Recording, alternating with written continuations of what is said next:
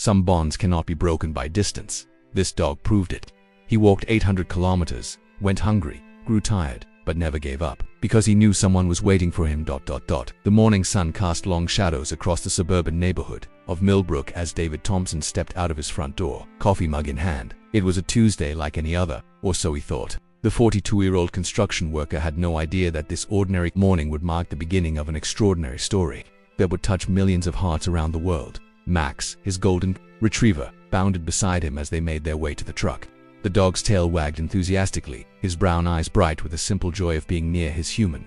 David had rescued Max from a shelter 3 years ago, and since then, the two had been inseparable. Max wasn't just a pet. He was David's companion, his confidant, his family. "Come on, boy," David called, patting his leg. "Time to go to work." But as David climbed into his truck, he noticed something different about Max. The dog stood at the passenger door, whimpering softly, his ears drooped low.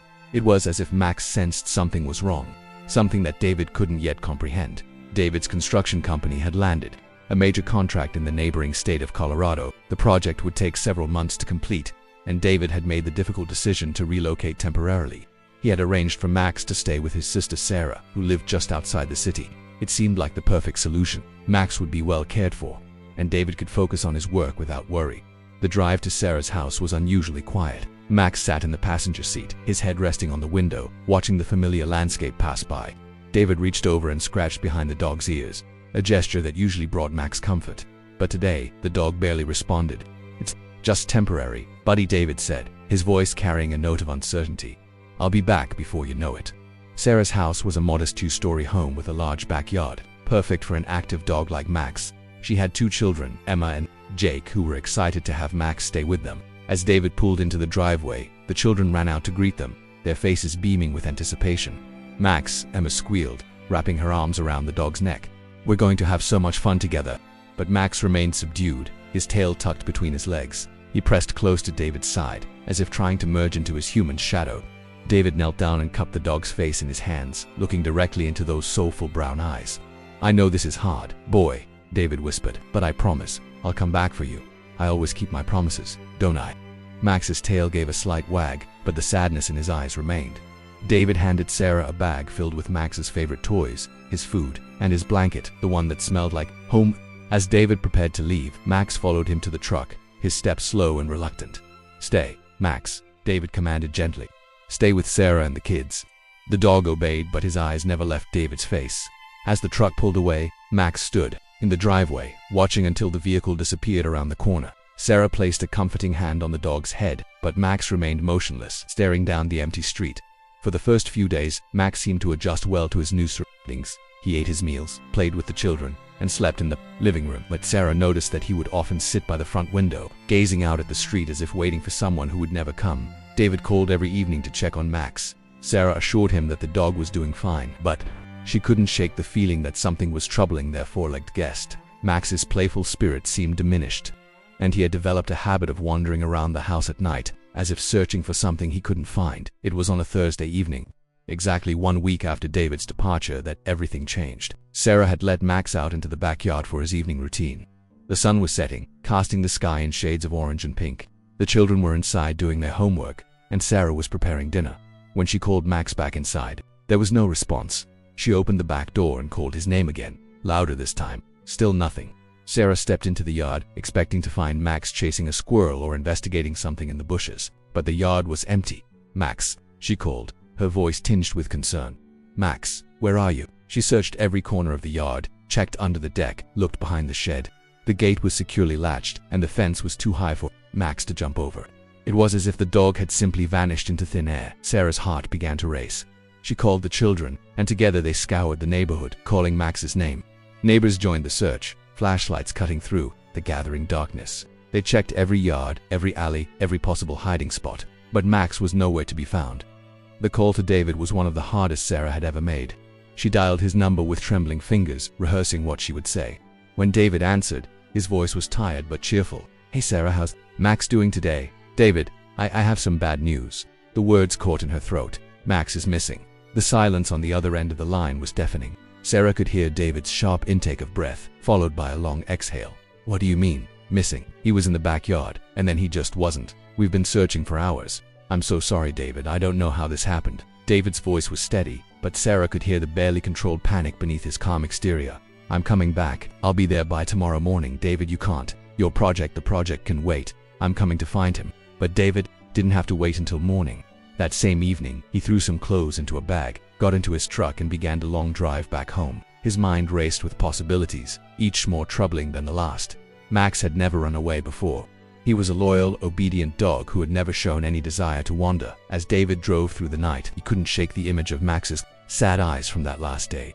Had the dog somehow known that this separation would be different? Had he sensed that David might not come back? The search for Max continued for days.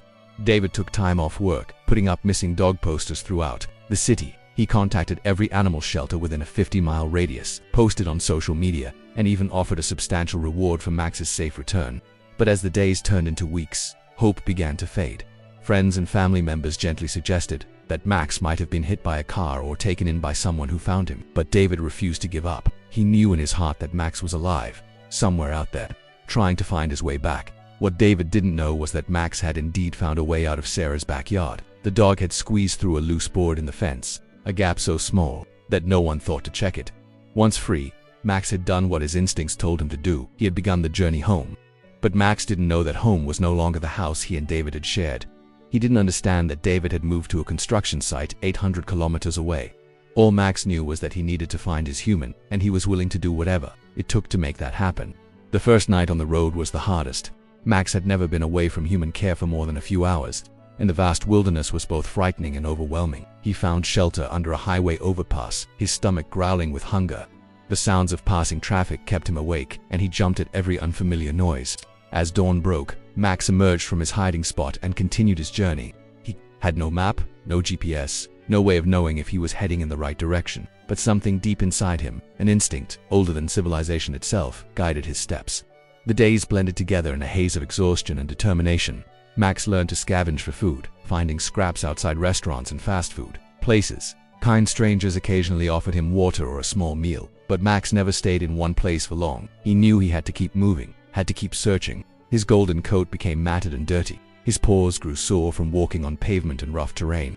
He lost weight, his ribs becoming visible beneath his fur. But his eyes, those same brown eyes that had watched David drive away, remained bright with purpose. Max encountered other dogs along the way, some friendly, others territorial. He learned to avoid busy highways, finding safer routes through fields and forests. He crossed rivers, climbed hills, and navigated through cities, always heading in the direction that felt right to him. There were moments when Max's strength failed him. He would collapse by the side of the road, panting heavily, his body trembling with exhaustion, but then he would think of David, the sound of his voice, the warmth of his hand, the safety of his presence, and somehow find the energy to continue. People who encountered Max during his journey would later describe him as a dog on a mission. He wasn't aggressive or unpredictable like a typical stray. Instead, he seemed focused, determined, as if he knew exactly where he was going and nothing would stop him from getting there. Meanwhile, David had returned to his construction site in Colorado, but his heart wasn't in his work. He found himself constantly checking his phone, hoping for news about Max. He had joined online groups dedicated to finding lost pets, and he monitored social media for any sightings of a golden retriever matching Max's description. The construction crew noticed the change in David's demeanor. He had always been a cheerful, energetic worker, but now he seemed distracted and melancholy. His supervisor, a gruff man named Jim, pulled him aside one afternoon. "Thompson, you need to get your head in the game," Jim said, his voice gruff but not unkind. "I know you're worried about your dog, but we've got a job to do here." David nodded, but his heart wasn't in his work. Every evening he would walk around the construction site, calling Max's name, hoping against hope that his dog might somehow appear. It was on a Friday evening, exactly 2 months after Max had disappeared, that David received a call that would change everything. The number was unfamiliar, and David almost let it go to voicemail, but something made him answer. "Hello." David's voice was weary. "Is this David Thompson?" The voice belonged to a woman, and she sounded excited. "Yes, this is David. My name is Maria Santos. I work at the Colorado Springs Animal Shelter. I believe we might have found your dog." David's heart skipped a beat. "Max, you found Max? Well, we have a golden retriever that matches the description in your missing pet report. He was found wandering around the industrial district about 5 miles from your location. He's in pretty rough shape, but he's alive." David's hands began to shake. "I'll be right there." The drive to the animal shelter was both the longest and shortest of David's life. His mind raced with questions and fears. What if it wasn't Max? What if it was Max, but he was too injured or traumatized to recover? What if the dog he loved so much had been forever changed by his ordeal? The Colorado Springs Animal Shelter was a modest building with a parking lot filled with cars belonging to people hoping to find their lost pets or looking to adopt new ones. David parked his truck and practically ran to the entrance, his heart pounding in his chest. Maria Santos was waiting for him at the front desk. She was a kind-faced woman in her 50s with gentle eyes and a warm smile. "Mr. Thompson," she asked, extending her hand. "Yes, that's me. Where is he?" "Is in the back. I have to warn you, he's been through a lot. He's lost quite a bit of weight, and he's exhausted, but his spirit seems unbroken." David followed Maria through a series of corridors lined with kennels containing dogs of various breeds and sizes. The sounds of barking and whimpering filled the air, creating a symphony of hope and longing. "Here we are," Maria said, stopping in front of a kennel near the end of the corridor. David looked through the chain-link fence, and his breath caught. In his throat, there lying on a thin blanket, was Max. The dog was indeed thinner than David remembered, his golden coat dull and matted. But as their eyes met, Max's tail began to wag slowly at first, then with increasing enthusiasm. "Max," David whispered, his voice breaking with emotion. The dog stood up, his legs shaking with exhaustion and excitement. He pressed his nose against the fence, whimpering softly. David knelt down and reached his fingers through the chain link, touching Max's snout. "It's really you, isn't it, boy?" David said, tears streaming down his face. "You found me. You actually found me." Maria unlocked the kennel door, and Max stepped out tentatively. For a moment, he and David just stared at each other, as if neither could believe this reunion was real. Then Max took a step forward, then another, and suddenly he was in David's arms, his whole body trembling with joy. David buried his face in Max's fur, breathing in his familiar scent. The dog felt different, thinner, more fragile, but he was alive, and he was here, and that was all that mattered. "How did he find me?" David asked Maria, his voice muffled against Max's fur. "We're not entirely sure," Maria replied. "A construction worker found him collapsed near the industrial district. He was dehydrated and exhausted, but he kept trying to walk toward the direction of your job site. It's like he knew exactly where he was going." David pulled back to look at Max's face. The dog's eyes were bright with recognition and love, but David could also see the toll that the journey had taken. Max was clearly exhausted and his paws were scraped and sore. "The veterinarian examined him," Maria continued. "He's malnourished and dehydrated, but there's no permanent damage. With proper care, he should make a full recovery." David signed the paperwork to reclaim Max, his hands shaking with emotion. As they walked out of the shelter together, David couldn't help but marvel at what his dog had accomplished. Max had somehow traveled 800 kilometers, navigating through unfamiliar territory, surviving on his own, all to find his human. The drive back to David's temporary lodging was quiet, but it was a comfortable silence. Max sat in the passenger seat, his head resting on David's arm, as if he was afraid that if he let go, David might disappear again. That evening, David called Sarah to share the incredible news. She cried with relief and joy, and the children cheered in the background. David also called his supervisor to explain the situation, and to his surprise, Jim was understanding. "Take the time you need, Thompson," Jim said. "That dog of yours is something special. The whole crew has been pulling for you." Over the following days, David nursed Max back to health. He fed him small, frequent meals to help him regain weight gradually. He treated the dog's sore paws and brushed out the mats in his fur. Most importantly, he gave Max the love and attention he had missed during their separation.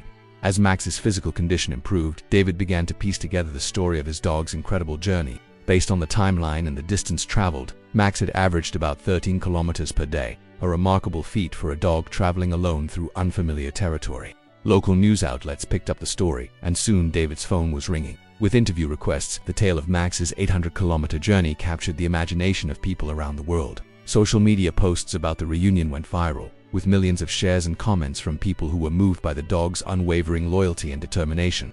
But for David, the media attention was secondary to the simple joy of having Max back in his life. He made a decision that would change both their futures. He quit his construction job and moved back home.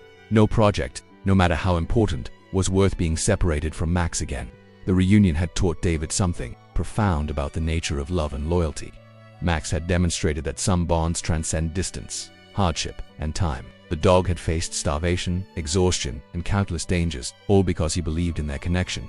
As they settled back into their routine at home, David noticed changes in Max. The dog had become more clingy, rarely leaving David's side. He would follow David from room to room, as if afraid that his human might disappear again. At night, Max would sleep pressed against David's bed, one paw stretched out to maintain contact. But there was also a new confidence in Max's demeanor. He had survived on his own, had overcome obstacles that would have defeated